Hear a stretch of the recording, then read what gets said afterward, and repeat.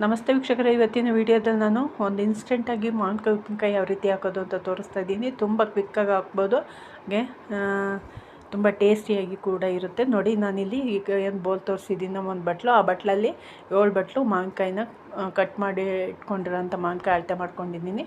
1 ಬಟ್ಲು ಉಪ್ಪು ಹಾಕಿದ್ದೀನಿ, 1 ಬಟ್ಲು ಸಕ್ಕರೆ ಹಾಕಿದ್ದೀನಿ. 7 ಕಪ್ಪು ಮಾವಿನಕಾಯಿ ಹೋಳಿಗೆ, 1 ಕಪ್ಪು ಸಕ್ಕರೆ, 1 ಕಪ್ಪು ಉಪ್ಪು ಹಾಕಿದ್ದೀನಿ. ಸಕ್ಕರೆ ಬದಲಿಗೆ ನೀವು ಬೆಲ್ಲ ಕೂಡ ಸೇರಿಸ್ಕೋಬೋದು. ಇದನ್ನು ಕ್ಲೀನಾಗಿ ಕೈ ಆಡಿಸಿ ಒಂದು 3-4 ಅವರ್ಸು ನೆನೆಲಿಕ್ಕೆ ಬಿಟ್ಕೊಳ್ಳೋಣ. ಅದು ಹಾಗೆ ಎಲ್ಲ ಸಕ್ಕರೆ ಮತ್ತು ಉಪ್ಪು ಎಲ್ಲ ಕರಗಿ ನೀರಾಗುತ್ತೆ, ಅಲ್ಲಿ ತನಕ ಅದನ್ನು ನೆನೆಲಿಕ್ಕೆ ಬಿಡೋಣ. ಅಷ್ಟೊತ್ತಿಗೆ ನಾವು ಅದಕ್ಕೆ ಬೇಕಾಗಿರೋಂತಹ ಮಸಾಲೆ ರೆಡಿ ಮಾಡ್ಕೊಳ್ಳೋಣ. ನೋಡಿ, ಒಂದು ಮಿಕ್ಸಿ ಜಾರ್ ತೊಗೊಂಡಿದ್ದೀನಿ. ಮಿಕ್ಸಿ ಜಾರ್ಗೆ ನಾನು ಏನು ಮೆಜರ್ಮೆಂಟ್ ಬೋಲ್ ತೋರಿಸಿದ್ದೀನ ಅದರಲ್ಲೇ 1 ಬೌಲು ಸಾಸಿವೆ ತೊಗೊಂಡಿದ್ದೀನಿ. ಸಾಸಿವೆ, ಹಸಿ ಸಾಸಿವೆ ಜಸ್ಟ್ ಒಂದೆರಡು ಹಿಂಗೆ ಹೋಳು ಥರ ಆಗಬೇಕು, ನೈಸಾಗಿ ಆಗಬಾರ್ದು. ಅದನ್ನು ಪುಡಿ ಮಾಡಿಟ್ಕೊಂಡಿದ್ದೀನಿ. ಹಾಗೆ 1 ಸ್ಪೂನು ಮೆಂತ್ಯ, ಅದನ್ನು ಕೂಡ ಪೌಡ್ರ್ ಮಾಡಿ ಇಟ್ಕೊಂಡಿದ್ದೀನಿ.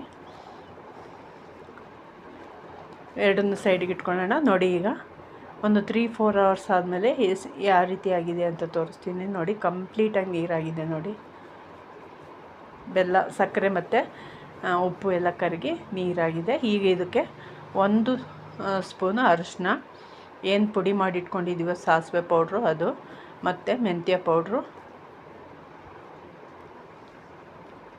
1 ಬಟ್ಲು ಅಚ್ಚ ಖಾರದ ಪುಡಿ, ಮತ್ತು ಇಷ್ಟನ್ನು ಕೈ ಆಡ್ಕೊಳ್ಳೋಣ. ಫಸ್ಟು ನೀವು ಸಕ್ಕರೆ ಬೇಡ ಅನ್ನೋರು ಬೆಲ್ಲ ಹಾಕ್ಬೋದು, ಬೆಲ್ಲನೂ ಚೆನ್ನಾಗಿರುತ್ತೆ. ಸಕ್ಕರೆನೂ ಟೇಸ್ಟ್ ಏನು ಚೇಂಜ್ ಆಗೋಲ್ಲ, ಸೇಮ್ ಟೇಸ್ಟು. ಬೆಲ್ಲ, ಸಕ್ಕರೆ ಇಷ್ಟಪಡದೇ ಇರೋರು ಬೆಲ್ಲ ಹಾಕ್ಕೋಬೋದು. 1 ಬಟ್ಲು ಎಣ್ಣೆ, ಹಸಿ ಎಣ್ಣೆ ಹಾಕ್ಕೊಳ್ತಾ ಇದ್ದೀನಿ. ನೀವು ಬೇಕು ಅಂದರೆ ಕಾಯಿಸಿ ಕೂಡ ಹಾಕ್ಕೋಬೋದು, ಕಾಯಿಸಿ ಆರಿಸಿ ಹಾಕ್ಕೋಬೋದು. ಈಗ ಇದಕ್ಕೆ ಪುಡಿ ಒಂದು ಸ್ವಲ್ಪ ಜಜ್ಜಿ 2 ಹೋಳು ಮಾಡಿ ಇಟ್ಕೊಂಡಿರೋಂಥ ಬೆಳ್ಳುಳ್ಳಿ ನೀವು ಎಷ್ಟು ಹಾಕಿದರೂ ಚೆನ್ನಾಗಿರುತ್ತೆ. ಸೊ ಹಂಗಾಗಿ ನಿಮ್ಗೆ ಎಷ್ಟು ಬೇಕೋ ಅಷ್ಟನ್ನು ಹಾಕ್ಕೋಬೋದು. ಇಷ್ಟನ್ನು ಹಾಕಿದರೆ ಕ್ಲೀನಾಗಿ ಕೈ ಆಡಿಸಿದರೆ ಘಮ ಅಂತೂ ಸೂಪರ್ ಅಂದರೆ ಸೂಪರಾಗಿದೆ. ರುಚಿಯಾದಂತಹ ಮಾವಿನಕಾಯಿ ಉಪ್ಪಿನಕಾಯಿ ರೆಡಿಯಾಗಿದೆ. ಇದ್ರ ಅನ್ನದ ಜೊತೆ, ತಿಂಡಿಗಳ ಜೊತೆ, ಯಾವುದ್ರ ಜೊತೆ ಬೇಕಾದ್ರೂ ಹಾಕ್ಕೋಬೋದು ಸೈಡ್ಗೆ. ಮತ್ತು ಅನ್ನದ ಜೊತೆ ತುಪ್ಪ ಮತ್ತು ಉಪ್ಪಿನಕಾಯಿ ರಸ ಹಾಕ್ಕೊಂಡು ತಿಂದರೆ ಮಜಾನೇ ಬೇರೆ.